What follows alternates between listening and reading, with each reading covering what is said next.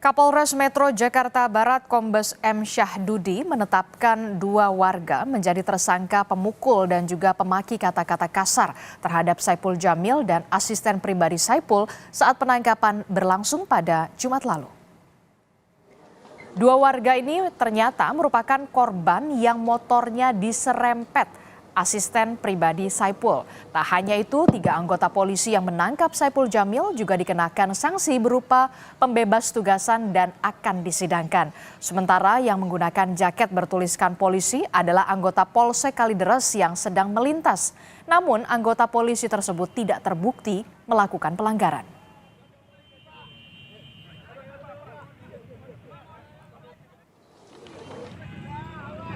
Tiga anggota polisi yang melakukan penangkapan terbukti melakukan pelanggaran prosedur, membiarkan masyarakat melakukan tindak kekerasan terhadap Saipul Jamil dan asistennya saat penangkapan berlangsung di jalur Transjakarta di kawasan Daan Mogot, Jakarta Barat.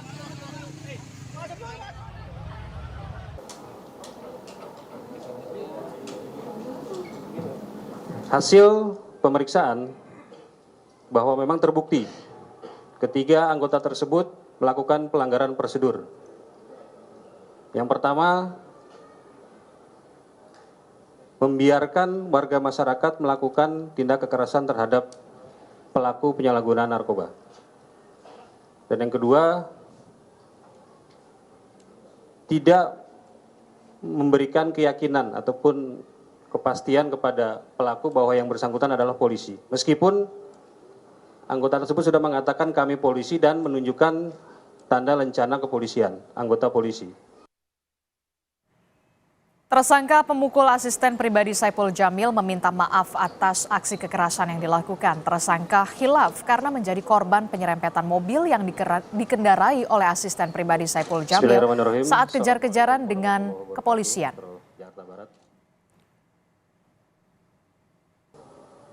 Menjadi korban tabrak dari dia.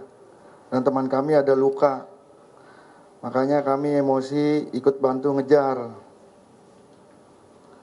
Sampai di sana dapat, kami langsung masuk dan memukul. Karena saya hilaf dan emosi, sekali lagi saya minta maaf kepada supirnya, kepada bapak-bapak. Saya minta maaf sedalam-dalamnya. Pedangdut Saipul Jamil yang juga hadir di Polres Metro Jakarta Barat memaafkan anggota polisi dan 2 warga yang terlibat rusuh saat penangkapan terjadi pada Jumat lalu. Saipul tidak akan membawa kasus pemukulan dan perkataan kasar ke ranah hukum. Tidak akan membawa hal ini ke ranah hukum. Saya lebih baik memaafkan karena masih banyak yang saya pikirkan. Kalau saya menuntut ya, secara emosi atau egois bisa aja. Tapi kan saya lebih baik memaafkan saja. Mudah-mudahan hal ini tidak terulang lagi. Amin. Ya, mudah-mudahan tetap Kepolisian Republik Indonesia bersama masyarakat dan teman-teman artis yang memang bersih dari narkoba. Ayo kita sama-sama bergerak untuk memerangi yang namanya narkoba di Indonesia.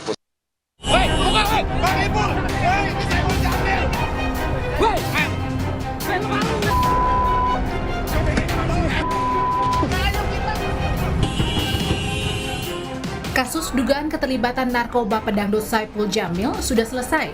Namun yang belum tutup buku justru adalah drama penangkapan Saipul Jamil Jumat lalu. Ketua Indonesia Police Watch, Sugeng Teguh Santoso menilai ricuh penangkapan Saipul Jamil yang kemudian videonya viral di media sosial karena kurangnya profesionalisme anggota yang menangkap Saipul. Polisi yang menangkap ini memiliki kesadaran bahwa dia ingin penangkapannya itu dimaknai sebagai prestasi, jadi mau diviralkan, ya. Nah, tetapi ini nggak nyambung dengan profesionalisme yang dimiliki, ya, rendah profesionalismenya. Di kepolisian itu anggota-anggota itu ingin mendapatkan penghargaan untuk bisa naik pangkat, ya. Mungkin ini salah satu upaya yang dia lakukan. Akibat ricuh saat penangkapan, anggota unit narkoba Polsek Tambora diperiksa Propam Polres Metro Jakarta Barat untuk didalami dugaan pelanggaran prosedur saat menangkap pedangdut Saipul Jamil berlangsung. Kapolres Metro Jakarta Barat pastikan akan memberi hukuman kepada anggotanya jika terbukti melanggar prosedur. Tim Liputan, Kompas TV.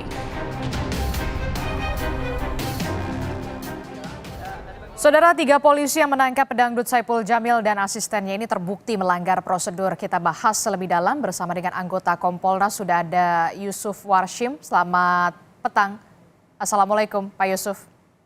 Waalaikumsalam. Selamat petang, Adisti dan pemirsa dimanapun. Pak Yusuf, ini kan kita lihat ya, 3 polisi ini terbukti melakukan pelanggaran prosedur saat penangkapan terhadap Saipul Jamil dan juga kemudian asisten pribadinya. Jadi sebenarnya prosedur penangkapan seorang polisi ini seharusnya seperti apa? Baik, terima kasih Adisti. Ya, kalau SOP penangkapan itu sudah jelas. Penangkapan itu ada 2, ada penangkapan biasa atau penahanan. Itu SOP-nya wajib memberitahukan surat penangkapan, identitas yang akan menangkap polisi, menjelaskan apa terkait dengan tindak pidana yang dimaksud secara singkat. Nah, itu 3 hal itu sangat wajib. Tapi kalau itu tangkap tangan, ya tentu hal yang demikian tidak. Surat penangkapannya pasti tidak ada, tapi tetap memberitahukan saya polisi, kami mendapatkan informasi bahwa saudara punya barang bukti yang itu diduga tindak pidana. Nah, itu penting. Nah, terkait dengan pemberantasan tindak pidana narkoba, memang kita sering mendapatkan data dan fakta anggota yang bertugas itu tidak mudah itu menangkap seseorang yang itu mendapatkan informasi di katakanlah membawa barang bukti narkoba, apakah dia pengedar maupun pengguna. Nah, yang ingin didapatkan kan barang buktinya, jangan sampai salah tangkap. Dalam beberapa kasus kan ada salah tangkap. Nah, itu memang tidak mudah. Gitu. Tentu kaitannya dengan ini, Adisti, tentu kami Kompolnas mendukung penegakan hukum pemberantasan tindak pidana korupsi. Yang penting diperhitungkan SOP-nya, gitu ya. Kalau kemarin itu SOP itu diperhitungkan betul, terutama resiko gitu. Artinya saat mau ditangkap ini di mana posisinya gitu, akan melibatkan masyarakat atau tidak, tentu itu perlu itu dipertimbangkan. Itu sudah kami memberikan masukan. Tadi kami bertemu dengan Polres. Dari peristiwa ini masukan kami itu. Setiap anggota yang bertugas untuk melakukan penangkapan mampu mempertimbangkan resiko apabila itu berkerumun di tengah masyarakat. Nah, di video viral yang kita saksikan bersama ini kan kalau kita lihat memang betul ini berada di jalan raya, bahkan di jalur Transjakarta. Banyak sekali masyarakat yang kemudian ikut menonton, bahkan juga sempat ada keributan di sana. Tidak ada upayakah kemudian dari polisi untuk mensterilkan lebih dulu soal penangkapan ini? Mensterilkan situasi maksud kami. Ya.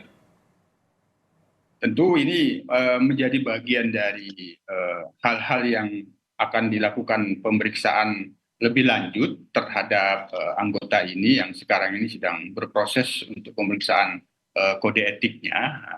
Namun sesuai dengan kronologi resmi yang sudah kami dapatkan hari ini, memang proses itu sudah panjang. Daan Mogot itulah peristiwa yang terekamnya, tapi itu sudah di ujungnya, Itu tadi kami sudah memberikan saran dan masukan dari peristiwa ini. Setiap anggota yang akan melakukan menangkap mampu mempertimbangkan resiko. Artinya begini, Adisti, seandainya resikonya itu akan berdampak melibatkan masyarakat, ya itu harus diurungkan, ditunda penangkapannya walaupun dengan resiko yang akan ditangkap itu lepas pada saat itu. Itu kira-kira seperti itu. Dalam situasi seperti itu bisa ditunda sebenarnya?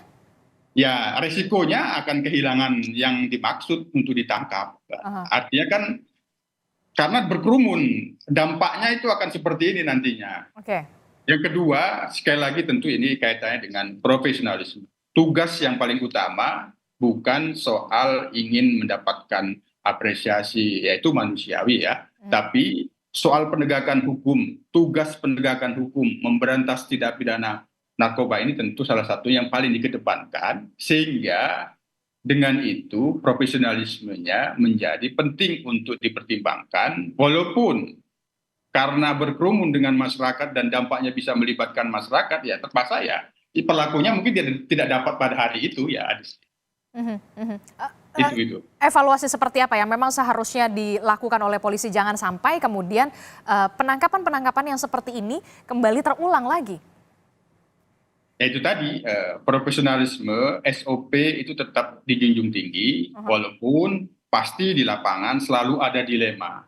Mengedepankan SOP atau menunda yang akan ditangkap. Itu yang pertama. Yang kedua, SOP mampu dipertimbangkan, namun di situ di dalamnya ke depan anggota yang bertugas akan melakukan penangkapan karena seseorang diduga melakukan tindak pidana mampu mempertimbangkan dan memperkecil resiko gitu. Kalau itu resikonya Terlalu bisa besar. terjadi akan melibatkan masyarakat, ditunda. Tapi resikonya ada lagi ya, yang akan ditangkap lepas. Tapi masih ada waktu, kira-kira seperti itu. Baik, terima kasih anggota Kompolnas Yusuf Warshim telah bergabung bersama kami di Kompas Petang. Terima kasih Pak Yusuf, Assalamualaikum.